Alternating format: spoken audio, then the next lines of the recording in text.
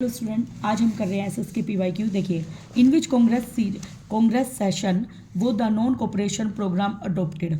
Non cooperation का मतलब है यहाँ पे असहयोग आंदोलन जो कि गांधी जी ने चलाया था। तो देखो, गांधी जी के पास जो सरकार थी वो कांग्रेस की चल रही थी, तो वो लीक प्रोड्यूस करते थे। तो अब हमें बताना है कि कांग्रेस की कौन सी सभा हुई थी जिसमें उन्होंने ये फैसला लिया था कि असहयोग आंदोलन चलाना है। तो वो हुआ था नागपुर सेशन में जब उनकी सभा हुई थी। Next, arrange the following in chronicle order में अरेंज करना है। देखिए भाई, introduction of printing machine by the Gutenberg ने प्रिंटिंग मशीन को बनाया था। कब बनाया था भाई? अराउंड 1436 में। और प्रिंटिंग ऑफ डायमंड सूत्र की जो प्रिंटिंग है वो हुई थी 11 मई 868 CE में। और introduction of would block printing in Italy के अंदर वुड ब्लॉक से प्रिंटिंग होने लगी थी 1295 में। और अकॉर्डियन जो बुक है उसको इंट्रोड्यूस किया गया था AD 595। तो अब हमें इसको अरेंज करना है। तो सबसे पहले फर्स्ट नंबर पे क्या आएगा? Accordion book. सेकंड नंबर पे हमारा कौन सा आएगा? प्रिंटिंग ऑफ डायमंड सूत्र। फिर हमारा थर्ड नंबर पे आएगा वुड ब्लॉक का, और फोर्थ नंबर पे आएगा गुटनबर्ग वाला। ठीक है। Next, why did the weavers of the Silesia revolt against contractor in 1845। देखो भाई, हमें बताना है जो बुनकर थे ना, उन्होंने क्रांति क्यों करी थी? कॉन्ट्रैक्टर के अगेंस्ट क्यों करी थी? क्योंकि जो कॉन्ट्रैक्टर है ड्रास्टिकली रिड्यूस देयर पेमेंट। अब देखो, एक बार बताओ, बुनकर है, किसी मालिक के लिए काम कर रहा है, तो उसकी पेमेंट को तुमने बिल्कुल ही कम कर दिया, तो वो काम कैसे करेगा? अपने घर का खर्चा कैसे चलाएगा? तो इसका रीजन है कि पेमेंट को कम कर दिया गया। नेक्स्ट हमारा क्वेश्चन देखिए भाई, ये क्या है? गांधी जी है और ये दांडी यात्रा का हमें दिखाई दे रहा है। तो ये क्या है? दांडी मार्च। जिन्होंने नमक के ऊपर जब सरकार ने टैक्स लगाया था तो उसके विरुद्ध उन्होंने समुद्र से खुद नमक बनाकर दांडी मार्च को किया था, और आज भी ये यात्रा निकाली जाती है उनकी याद में। Next, statement 1, Indira Gandhi canal is associated with the state of Uttar Pradesh. देखो भाई, अब ये तीन स्टेटमेंट दे रखे, हमें रीजन बताना है कि सही है या नहीं। इंदिरा गांधी जो नहर है वो उत्तर प्रदेश से रिलेट करती है, गलत है। Roof top rain water harvesting है, अब वो बिहार में कॉमन है। देखो, सबसे पहले स्टार्ट की गई थी वो तमिलनाडु के अंदर, तो ये भी रॉन्ग है। नेक्स्ट, सरदार सरोवर जो डैम है वो नर्मदा, ये है ना, बिहार में नहीं है, ये राजस्थान में है, क्योंकि राजस्थान में पानी कम होता है। वैसे सरदार सरोवर डैम जो है वो नर्मदा रिवर पे बना है गुजरात के अंदर। तो याद रखना भाई, देखो, गुजरात के अंदर सरदार सरोवर डैम बना हुआ है नर्मदा नदी के ऊपर, और ये डैम मैंने भी देखा हुआ है और ये ट्रू है। नेक्स्ट, सलाल प्रोजेक्ट जो है वो आंध्र प्रदेश से रिलेट है, ये रॉन्ग है। देखिए भाई, जो हमारा इंदिरा गांधी नहर है, हमें ये भी पता होना चाहिए कहाँ है। ये है पंजाब के अंदर। अगला, रूफ टॉप जो रेन वाटर हार्वेस्टिंग है, सबसे पहली की गई थी सबसे पहली बार तमिलनाडु के अंदर। वैसे ये शिलोंग में भी की जाती है और राजस्थान में भी की जाती है। अगला, जो सलाल प्रोजेक्ट है वो जम्मू कश्मीर से रिलेटेड है, ना कि आंध्र प्रदेश से, इसलिए ये रॉन्ग है। नेक्स्ट हमारा मैच करने हमें, देखिए भाई, ए का इसने दिखा रखा है सेकेंड, तो इससे क्या करके पानी। देखो, हमें पता है धरती की सरफेस पे पानी 3/4 है, जिसको 75% भी बोल सकते हैं। अगला, बी का दिखा रखा है first, fresh water surface run of and ground water. हमें पता है जो जमीन के अंदर ग्राउंड वाटर है और जो सरफेस के ऊपर दौड़ता है वो पानी कैसा है? फ्रेश।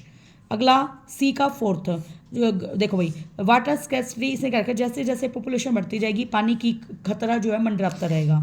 अगला, डी का थर्ड, इंडिया की जो रिवर है वो मैक्सिमम टॉक्सिक है, जहरीली हो चुकी है, क्योंकि उसमें फैक्ट्री वेस्ट डाल दिए जाते हैं। Next, identify the crop with the help of following information. ये एक स्टेपल क्रॉप है इंडिया की, खरीफ सीजन में उगाई जाती है। खरीफ, खरा, तो खरा रेनी सीजन में मतलब उगाने वाली क्रॉप। इसमें टेम्परेचर 25 डिग्री सेल्सियस से ज़्यादा चाहिए, ह्यूमिडिटी ज़्यादा होगी तभी बारिश होगी, और ये नॉर्थ एरिया में उगाई जाती है। तो क्या उगाए जाते हैं भाई? चावल, क्योंकि चावल की खेती के लिए हमें बहुत ज़्यादा पानी की जरूरत पड़ती है, जो कि चावल की खेती मेनली किस पर डिपेंड करती है भाई? रेन पर। अगला, विच one of the following subjects is included in the union list. Union list में क्या सब्जेक्ट इंक्लूड है भाई? कम्युनिकेशन। ठीक है। नेक्स्ट हमारा, which one of the following statement is correct with respect to the authentic composition of Belgium. ऐसे क्या रखा है? बेल्जियम में जो फ्लैमिश रीजन है उसमें 59% रहते हैं, और वो लोग कौन सी लैंग्वेज बोलते हैं भाई? डच। अगले क्या रखा था? 30, ये गलत है। 10% ऑफ बेल्जियम स्पीक जर्मन, गलत है। 1% ऑफ बेल्जियम स्पीक रशियन, ये भी गलत है। देखिए भाई, हमने इसकी करेक्ट जो परसेंटेज है वो लिख ली है। याद रखना भाई, जो बेल्जियम में है फ्रेंच बोलने वाले होते हैं 40% लोग, और जर्मन बोलने वाले हैं 1%, और बेल्जियम में रशियन लैंग्वेज को बोलने वाले हैं 9%, जबकि इसने कितना दे रखा है 1%। नेक्स्ट हमारा question, which one of the following country adopted majoritarianism in their constitution, मतलब मेजर लोगों की ज़्यादा सुनना सोसाइटी में, वो कौन से संविधान, उसके अपने संविधान में किस देश ने लगा रखी है, वो श्रीलंका ने। Next, which one of the following statement about dignity and freedom of citizen in democracy, देखो भाई जिसमें प्रजातंत्र है वो लोगों की शान की और आज़ादी की बात करता है, तो किस में करेक्ट है, वुमन ट्रीट इक्वली ट्रीट ना किया जाए, देखो भाई औरतों को बराबर अधिकार दिए जाने चाहिए, हमारा संविधान कहता है, तो ये रॉन्ग है पहला। Democracy stand much superior to any other form of government in providing, देखो भाई डेमोक्रेसी प्रजातंत्र है वो हमें डिग्निटी देता है, फ्रीडम देता है, ये सही है। Every individual does not want to receive respect from fellow being, इसे कह रखा है कोई भी इंसान अपने साथी से रिस्पेक्ट नहीं चाहता, भाई सभी चाहते हैं, तो ये रॉन्ग है। अगला, पैशन फॉर रिस्पेक्ट और फ्रीडम डेमोक्रेसी का बेस है, ये बात सच है, तो हमारा सेकंड और फोर्थ करेक्ट है, जो कि डी ऑप्शन में है। Next, which one of the following statement is prohibited by the Indian constitution, prohibited का मतलब होता है कानूनी रूप से रोक लगाना, जो इंडिया की संविधान है उसमें से किसने कानूनी रूप से रोक लगा दी गई है, discrimination on the basis of gender, भाई जेंडर के आधार पर भेदभाव करना, इस पर रोक लगी हुई है, और कास्ट के आधार पर भेदभाव करना, धर्म के आधार पर भेदभाव करना, तो सभी पे रोक लगी हुई है, तो ओलबो आएगा।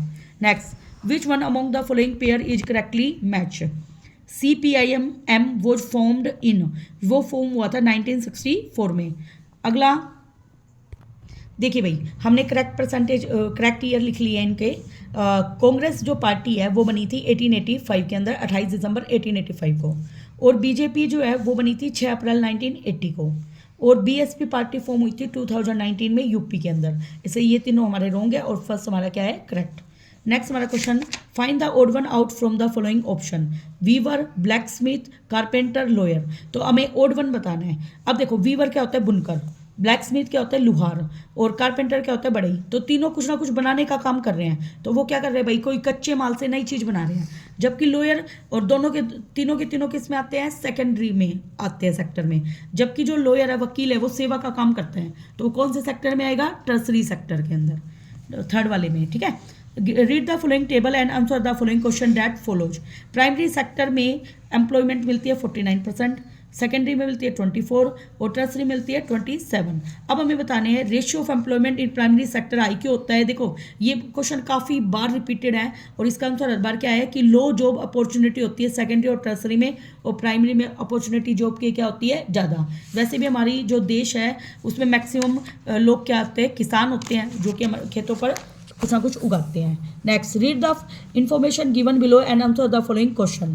महेश एक छोटा सा किसान है, उसके पास 2 लाख रुपए हैं, जो कि वो लोन लेता है मनी लेंडर, मतलब उधार देने वाले लोगों से, और अपने कल्टीवेशन मतलब खेती बाड़ी के खर्चों को भाई यूज करता है अपने उनको। एनुअल इंटरेस्ट रेट लोन पर बहुत ज़्यादा होती है, अब वो रिपे नहीं कर पाता लोन को, तो अब वो किस चीज़ में फंस गया है, वो डेप्थ ट्रैप में फंस गया, उधार वाले जाल में फंस चुका है। ये क्वेश्चन भी रिपीटेड है हमारा। नेक्स्ट हमारा क्वेश्चन, प्राइमरी और अपर प्राइमरी स्कूल लाख में दे रखा है मेरे 2018 से 19 में 12.37, ये सब हमें टेबल दे रखी है। अब हम बताने number of which of the following did not increase between 2018 से 2019 और 2019 से 20 के बीच में कौन क्या नहीं हुआ भाई, इंक्रीज नहीं हुआ। अब देखो 18 से 19 में ये है 12.37, ये 12.22, लगभग सेम ही है। अगला 2.76, 2.85, ये भी लगभग सेम ही लग रहा है। इसमें देखो कितना इंक्रीमेंट है, ये 39 और ये 42, ये 993, 1043, ये तो बढ़ रहा है। तो हमारे कौन कौन से बढ़े हैं, प्राइमरी और अपर प्राइमरी, ये हमारे इतने नहीं बढ़े, क्योंकि इसमें तो माइनर सा डिफरेंस है, पॉइंटों में डिफरेंस है ना। नेक्स्ट हमारा, which one of the following statement explain the reason for India being a popular destination for MNC का प्रॉपर डेस्टिनेशन क्यों है। एक तो लार्ज कंज्यूमर मार्केट, क्योंकि यहाँ पे मार्केट ज़्यादा बड़े बड़े हैं। दूसरा, यहाँ पे सस्ते मजदूर मिल जाते हैं, कच्चा माल मिल जाता है, और गवर्नमेंट पॉलिसी यहाँ पे अच्छी है, तो ओ लबो आएगा, ठीक है। Next, identify the correct statement about trade barrier, व्यापार के ऊपर बैरियर क्यों लगाया गया है, टैक्स ऑन इम्पोर्ट। देखो भाई, एक रेस्ट्रिक्शन ऑन फॉरेन ट्रेड, हाँ कि भाई विदेश पे जो व्यापार है उसके ऊपर रोक, रेस्ट्रिक्शन का मतलब जो भी बाधाएं हैं उसके लिए, और टैक्स ऑन इम्पोर्ट, जब हम बाहर से सामान अपना सामान बाहर बेचते हैं, एक्सपोर्ट में तो टैक्स नहीं है, लेकिन इम्पोर्ट में टैक्स है, तो फर्स्ट और सेकंड आएगा हमारा, जो कि हमारे ए ऑप्शन में है। नेक्स्ट हमारा एक रिसर्च स्कॉलर है, उसने वर्किंग पीपल को देखा सूरत में और इसने ये सब हमें बताया। अब हमें बताना है in the office of factory registered with the government. Office of factory में गवर्नमेंट ने जो रजिस्टर कर रखे है ऑर्गेनाइज में, और परसेंटेज ऑफ वर्कर कितने काम कर रहे हैं भाई 15। ऑन शॉप खुद की शॉप पे, क्लिनिक में, ऑर्गेनाइज में काम कर रहे हैं 15। People working on the street और कंस्ट्रक्शन वर्कर, डोमेस्टिक वर्कर में काम कर रहे हैं अनऑर्गेनाइज में 20। अब हम बताने what is the percentage worker in the unorganised sector in this city. तो अब हमें उसकी क्या बतानी है भाई परसेंटेज। अब देखो भाई टोटल कितना है 50 और 20 70, 70 और 30 कितने हो गए भाई 100। अब हमें किसका बताना है भाई अनऑर्गेनाइज सेक्टर। अनऑर्गेनाइज में एक ये है और एक ये है ना। अब ये कितने हो गए 20 और 50 कितने हो गए भाई 70। इन दोनों को ऐड करके बताना है। Thank you very